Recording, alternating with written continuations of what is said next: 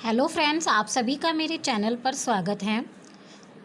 हम class 9 chapter 1 को read कर रहे थे। इसके ऊपर भी मैं 5 वीडियो बना चुकी हूँ और आज इस वीडियो में हम जो मैटर है वो अपनी स्टेट को कैसे चेंज करता है इसके बारे में पढ़ेंगे।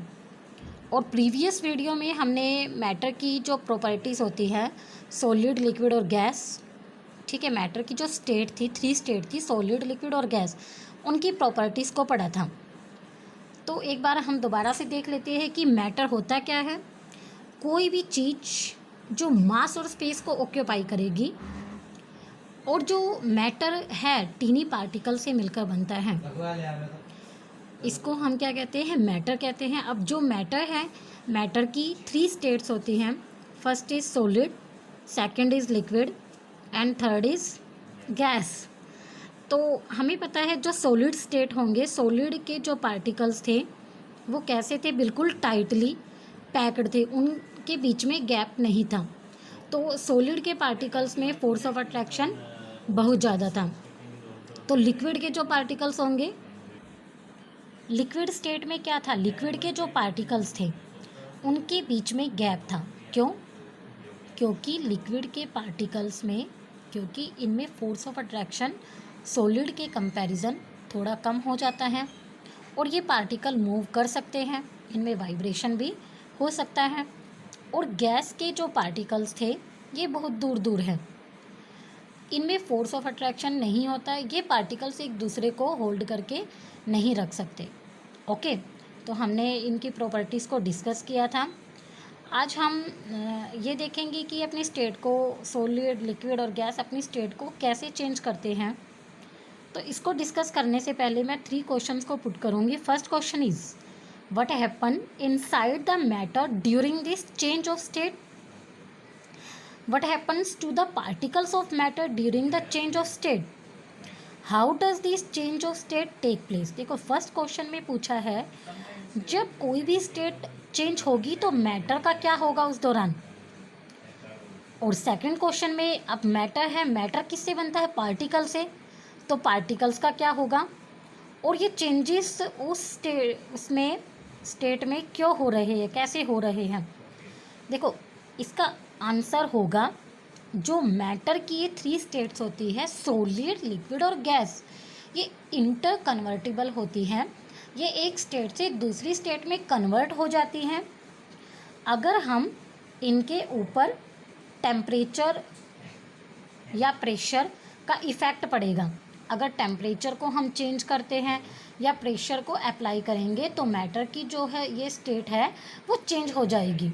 ओके, तो फर्स्ट हम पढ़ेंगे effect of change of temperature. Temperature का इफ़ेक्ट पड़ेगा तो स्टेट कैसे चेंज होगी। यहाँ पे हमने एक बीकर लिया।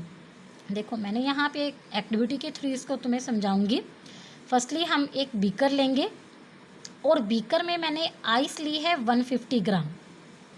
150 ग्राम आइस लेंगे और आइस में मैंने एक थर्मामीटर को रखा है। वो इसका बल्ब है जो थर्मामीटर का, वो आइस से कनेक्ट करके रखेंगे। साथ में एक ग्लास रोड भी हम रखेंगे। अब बीकर के नीचे हम एक बर्नर रखेंगे क्योंकि हम इस बीकर को हीट प्रोवाइड करेंगे। ओके, अब क्या करेंगे, हम बर्नर को ऑन कर देंगे।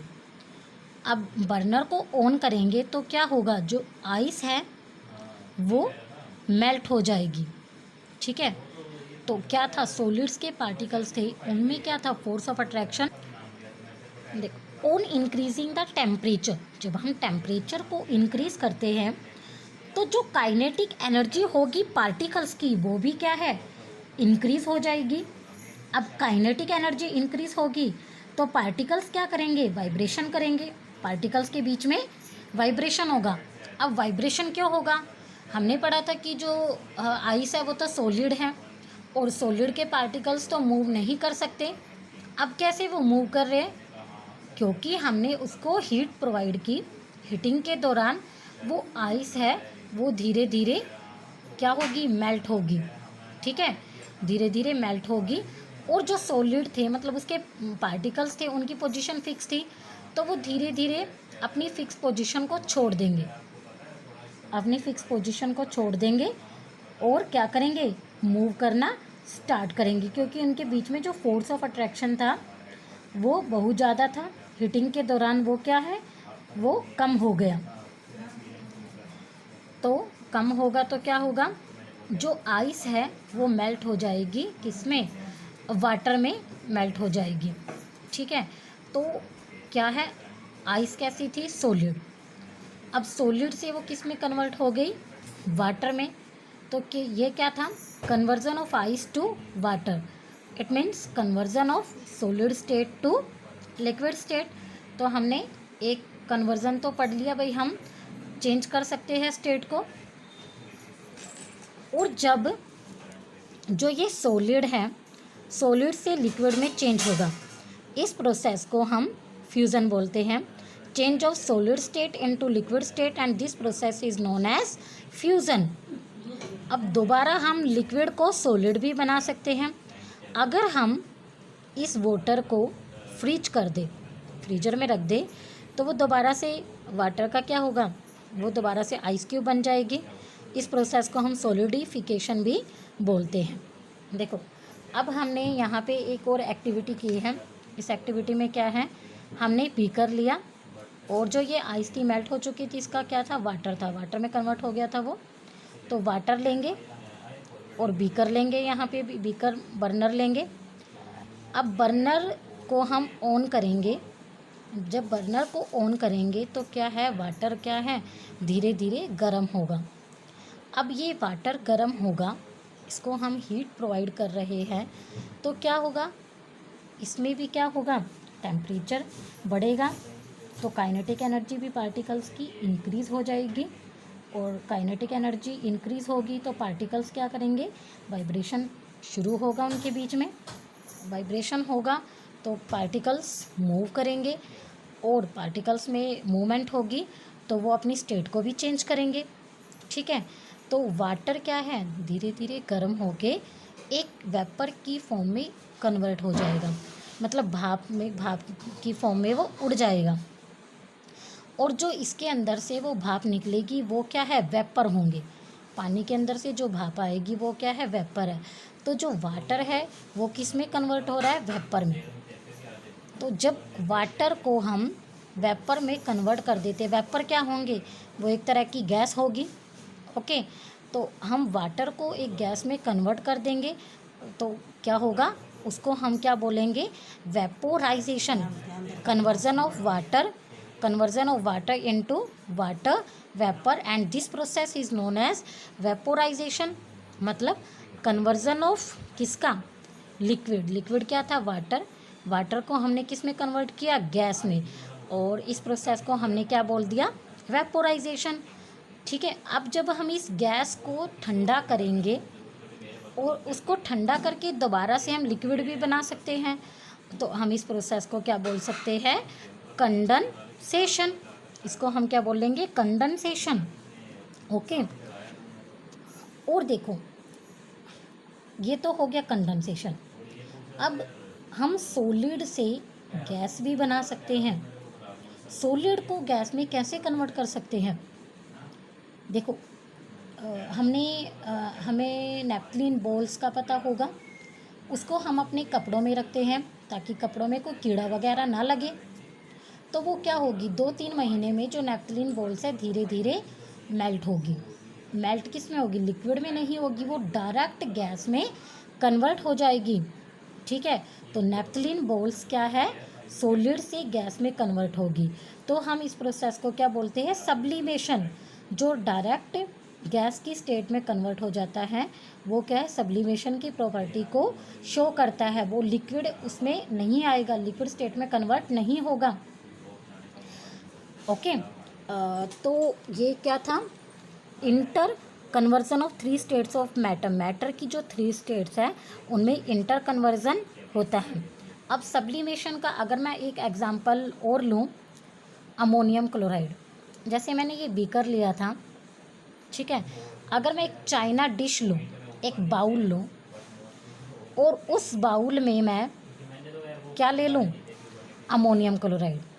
ठीक है, अमोनियम क्लोराइड ले लिया, बीकर की जगह मैंने एक बाउल ले लिया, और उस बाउल में मैंने अमोनियम क्लोराइड को रख लिया और नीचे मैंने बर्नर ही लिया, ठीक है, बर्नर लिया और बाउल में अमोनियम क्लोराइड लिया और एक फ़नल होती है, फ़नल क्या एक कीप की तरह होती है, ठीक है, उस फ़नल को मैंने इन्वर्ट करके इस चाइना डिश के ऊपर रख दिया।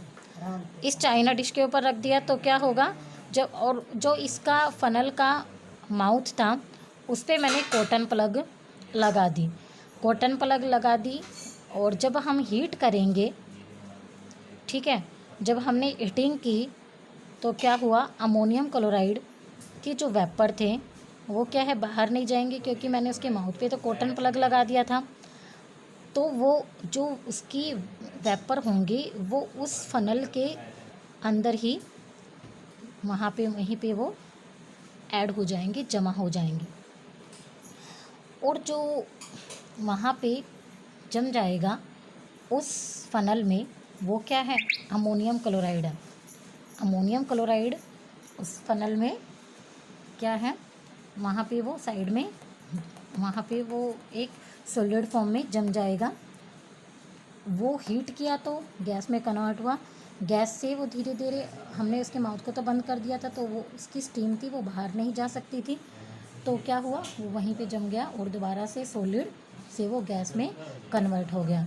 तो अमोनियम क्लोराइड भी क्या है, सब्लिमेशन का एक एग्जाम्पल होगा, आयोडीन, ठीक है। इस तरह से मैं कुछ और एग्जाम्पल भी ले सकती हूँ। अब क्या है, यहाँ पे मैं कुछ इम्पोर्टेंट पॉइंट्स को डिस्कस करूँगी। देखो, फ्यूज़न क्या होता है, the process of melting that is change of solid state into liquid state is known as fusion. ये तो है फ्यूज़न। सेकंड पॉइंट क्या है, मेल्टिंग पॉइंट। ये कुछ डेफिनेशंस हैं जो एग्ज़ाम में पूछ ली जाती हैं। सेकंड क्या है, melting point, the temperature at which a solid melt to become a liquid at the atmospheric pressure is called its melting point. Vaporisation, the process in which liquid state change into vapor state, and this process is known as vaporization. Condensation क्या होता है, condensation is the process by which water vapor in the air is changed into liquid water, and this process is known as condensation. Sublimation क्या होता है, a change of state directly from solid to gas without changing into liquid state और vice versa is called sublimation. इसके example ammonium chloride NH4Cl, camphor, कपूर, naphthalene, iodine और dry ice. एक होता है लेटेंट हीट ऑफ फ्यूज़न। देखो, latent heat होती है एक, पहले मैं लेटेंट हीट बताऊंगी आपको क्या होता है। जब हम किसी भी चीज़ को हीट करते हैं तो हीटिंग के दौरान क्या होता है, कुछ हीट उस बीकर में रह जाती हैं, हाइड हो जाती है उस बीकर में, तो उसको हम क्या बोलते हैं, लेटेंट हीट। लेटेंट हीट बोलते हैं। लेटेंट का मीनिंग होता है हिडन, छिपा हुआ। कुछ हीट उस बीकर में हाइड हो जाती हैं तो उसको हम बोलते हैं लेटेंट हीट। और एक डेफिनेशन होती है latent heat of fusion. Latent heat of fusion क्या होता है, is the amount of heat energy require, मतलब हमें जितनी एनर्जी की ज़रूरत होगी, जैसे हमें 1 किलोग्राम सॉलिड को लिक्विड में कन्वर्ट करना होगा उसके melting at its melting point, इसको हम बोलते हैं latent heat of fusion. Okay, ये तो हमने रीड किया था effect of change of temperature. अब हम पढ़ेंगे effect of change of pressure. अगर हम प्रेशर को चेंज करते हैं तो हम मैटर की स्टेट को कैसे चेंज कर सकते हैं। देखो, इसमें बताया है we have already learned that the difference in various states of matter is due to the difference between the constituent particles. अब मैटर की जो 3 स्टेट्स हैं उनमें डिफरेंसेस क्यों है, क्योंकि उन 3 स्टेट में जो पार्टिकल्स होंगे मैटर के क्या है, वो डिफरेंट होंगे, उनमें डिफरेंसेस हैं, ठीक है। तो अगर मैं उनके ऊपर प्रेशर को अप्लाई करूँगी तो क्या है, वो अपनी पोजीशन को चेंज कर लेंगे। What will happen when we start putting pressure and compress a gas and closed in a cylinder. जैसे मेरे पास ये एक ग्लास सिलेंडर है और ये इसका पिस्टन है। अगर मैं इस पिस्टन पर प्रेशर को अप्लाई करूँगी तो कोई भी गैस है, क्या है, उसके पार्टिकल्स क्या है, प्रेशर मैंने यहाँ पे अप्लाई किया तो प्रेशर से ये पार्टिकल्स थोड़े पास पास आ जाएंगे, ठीक है, पास पास आएंगे। और क्या होगा, वो गैस की मतलब उसकी जो स्टेट है वो चेंज, मैटर की जो स्टेट है वो चेंज हो जाएगी, सॉलिड से लिक्विड, लिक्विड से गैस, गैस में वो कन्वर्ट हो जाएगा।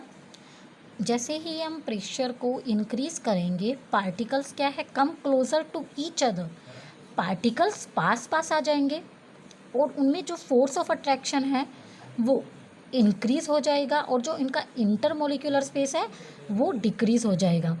जैसे हमने सीएनजी और एलपीजी के बारे में सुना है। सीएनजी क्या होती है, कंप्रेस्ड नेचुरल गैस, और LPG liquefied petroleum gas.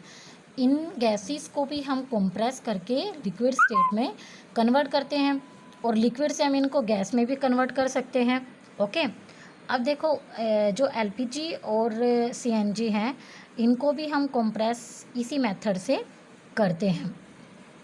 Gases can be liquefied by applying pressure. Gases को हम लिक्विफाई कैसे कर सकते हैं, लिक्विड स्टेट में कैसे कन्वर्ट कर सकते हैं, अगर हम गैसेस के ऊपर प्रेशर को अप्लाई करेंगे, ठीक है, रूम टेम्परेचर पर, तो गैसेस क्या है, वो एक लिक्विड उसमें गैसीय स्टेट में कन्वर्ट हो जाएगी, लिक्विड से वो गैस में कन्वर्ट हो जाएगी। अगर हम उस गैस को ठंडा कर देंगे तो इस प्रोसेस से भी हम उसको लिक्विफाई कर सकते हैं। अगर हम ये दोनों ही मेथड को यूज़ करेंगे तो इन दोनों से भी हम उसको लिक्विफाई कर सकते हैं। ओके, उसके बाद क्या है, देखो हमने एक ड्राई आइस को पढ़ा है। ड्राई आइस मैंने जो सब्लिमेशन था उसमें भी एग्जाम्पल बताया था। और ड्राई आइस को हम सॉलिड कार्बन डाइऑक्साइड भी बोलते हैं। तो जो ये सॉलिड कार्बन डाइऑक्साइड है इसको हाई प्रेशर के अंदर स्टोर करके रखते हैं -78 डिग्री सेल्सियस। ओके,